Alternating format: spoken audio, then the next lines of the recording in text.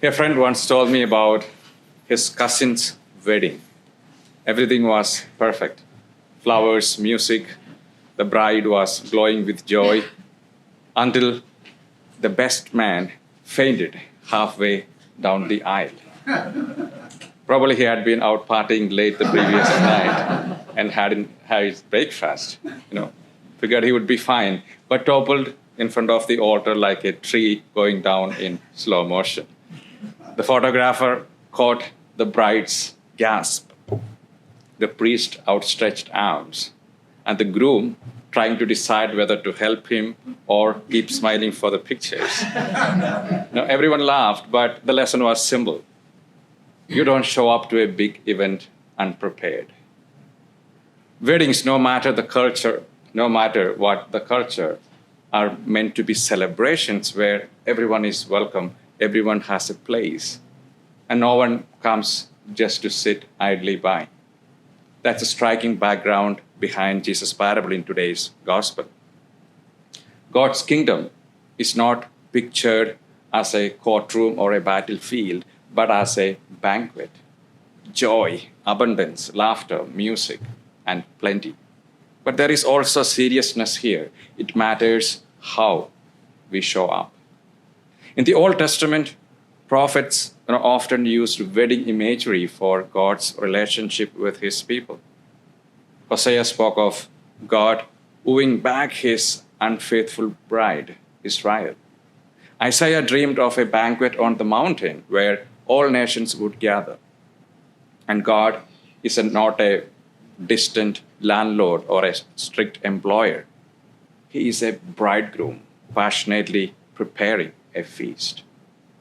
But in the gospel parable that we heard, some invited guests refuse. Others accept, but without preparation. One man arrives without a wedding garment, a sign that he wanted the feast without the transformation. That's the heart of the challenge today. God invites, but he also expects us to be clothed appropriately in readiness, not just to show up for free food. We all have had moments showing up unprepared. Students who show up without their homework done, or us coming to a meeting without even reading the agenda, or discovering at the airport that your passport expired last week, or parents who arrive at their kids' sports game only to discover their kids' uniform, which they were supposed to bring along, is still in the dryer. You go to a birthday party and realize you forgot to bring the gift you purchased. Or worse, you show up for a potluck empty-handed. And this unpreparedness is often awkward, embarrassing, and sometimes costly. And life is full of these awkward scenes where we are present but not really ready for the moment. Today we also remember Pope Pius X.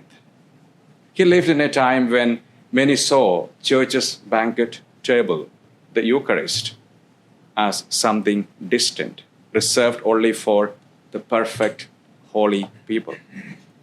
Pius X, however, insisted that children also be welcomed to Holy Communion at the age of reason, and he encouraged frequent reception of communion for all the faithful.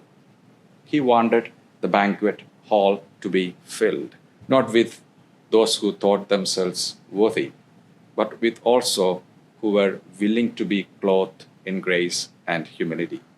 And that's our hopeful note today. The wedding garment in the parable is not something we buy or sew for ourselves. It's God's gift, His grace given in baptism, restored in confession, and nourished in the Eucharist. And our task is not to be flawless, but to be willing to wear what God provides. The gospel presses us to ask, how am I preparing for the banquet? Do I treat faith as a duty to show up for, or as a feast to dress my soul for? The kingdom is not a lecture hall where just attendance is enough. It's a wedding feast where joy, readiness, and grace matter. And the joy of heaven is too beautiful to miss simply because we are unwilling to put on the right garment of grace. Amen.